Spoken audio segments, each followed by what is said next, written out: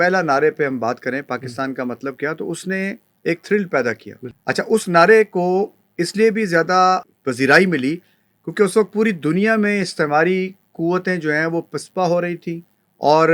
India میں بھی India کے اندر آزادی کی لہر اٹھ گئی تھی. اور اس وقت ایک نظریاتی بیس پر جو ایک پوری کمیونٹی ہے مسلمانوں کی، ان کو ایک سلوگن دیا گیا کہ ایک ایسا ملک جو آپ کے دین کی بنیاد پر قائم کیا جائے گا، یعنی پاکستان کا مطلب کیا، لا الہ الا اللہ. اور پھر اس کے لیے جتنی بڑی دنیا کی تاریخ کی مائگریشن ہوئی ہے، ادھر سے لوگ ادھر گئے ہیں اور ادھر سے لوگ ادھر آئے ہیں، اور جتنی بڑی قربانی دی گئی ہے، اور جتنے خواب اس پورے نعرے کے پیچھے لوگوں نے لگائے ہیں کہ اپنی جانیں قربان کر دیں، اپنی زمینیں قربان کر دیں، اپنے گھر بار چھوڑ دیے، لیکن امید تھی کہ ہمیں ایک اسلامی پاکستان یا ایک ایسا پاکستان جس میں اسلام کی بنیاد پر کام ہوگا. اور قائد اعظم کے بھی کئی اقوال موجود ہیں جس میں وہ واضح طور پر یہ کہتے ہیں کہ وہ ایک اسلام کی تجربہ گاہ ہوگا. تو یہ نعرہ، اس کی پذیرائی، اس کی پینیٹریشن، اس کی سکسس یہ ثابت کرتی ہے کہ جو لوگ اس کے اگینسٹ بات کر رہے ہیں وہ بے دلیل بات ہے، اس میں کوئی وزن نہیں ہے. اچھا، اس انفارچونیٹلی اس پاکستان کے قائم ہونے کے بعد جو بھی حالات رہے وہ ہمارے سامنے ہیں، اور جو آپ نے بتایا کہ ملٹری ڈکٹیٹرشپ کا آغاز ہوا، اور جب وہ ختم ہو رہی ہے تو پھر ایک پولیٹیکل وائبز جو ہے نا وہ جنریٹ ہونا شروع ہوئی،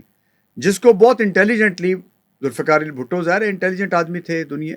کو دیکھا ہوا تھا اور یہ جان رہے تھے، اور ان کی پاپولیرٹی پبلک میں بھی زیادہ تھی. انہوں نے اس نعرے کو جو ہے نا وہ ایک طرح کا پبلک کی خواہشات کو اور اس وقت کی جو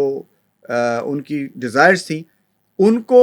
آواز دی، روٹی کپڑا اور مکان. اچھا، اس سلوگن نے اس پورے نسلہ بھائی دیکھیں، روٹی کپڑا اور مکان، اس نعرے کی آڑ میں نیشنلائز کیا گیا پالیسیز کو، یعنی یہ نعرہ ایفیکٹولی کہیں نہ کہیں ٹرانسفارم ہوا، کہیں ڈسپلے ہوا. وہ ڈسپلے ہونے کے نتیجے میں پورے ملک سے جو آپ کی انڈسٹری تھی اس کو آپ نے نیشنلائز کر لیا، اور آپ نے سوشلزم کا نعرہ دیا،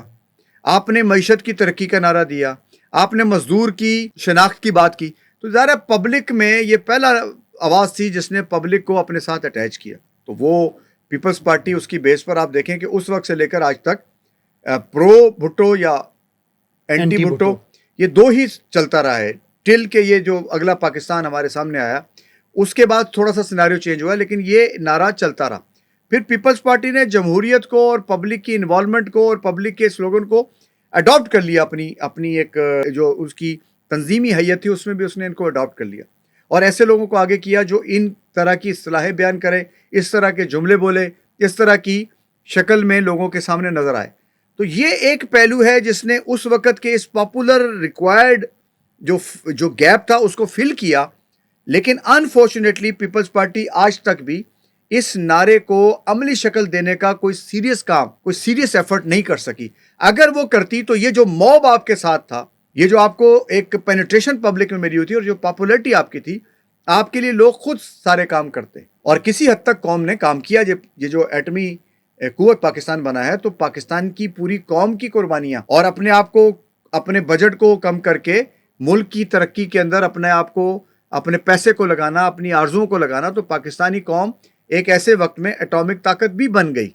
یہ سارے ایک دور کی، یعنی آپ سمجھیں کہ ایسپیکٹ ہیں جو سامنے آئے ہیں. لیکن جو پاکستان کو ڈیولپ ہو جانا چاہیے تھا وہ آج بھی اگر ہم سندھ میں جا کے دیکھتے ہیں تو ایسی کوئی شکل ہمیں نظر نہیں آتی ہے. تو یہ جو نعرہ تھا یہ پاپولرٹی کے باوجود کچھ جہتوں میں کچھ ایکٹیویٹی کرنے کے بعد لگتا ہے کہ جیسے ڈائلیوٹ ہو گیا یا اپنی اصل جو بیس تھی وہ کھو گیا، یہ لگتا ہے اس میں.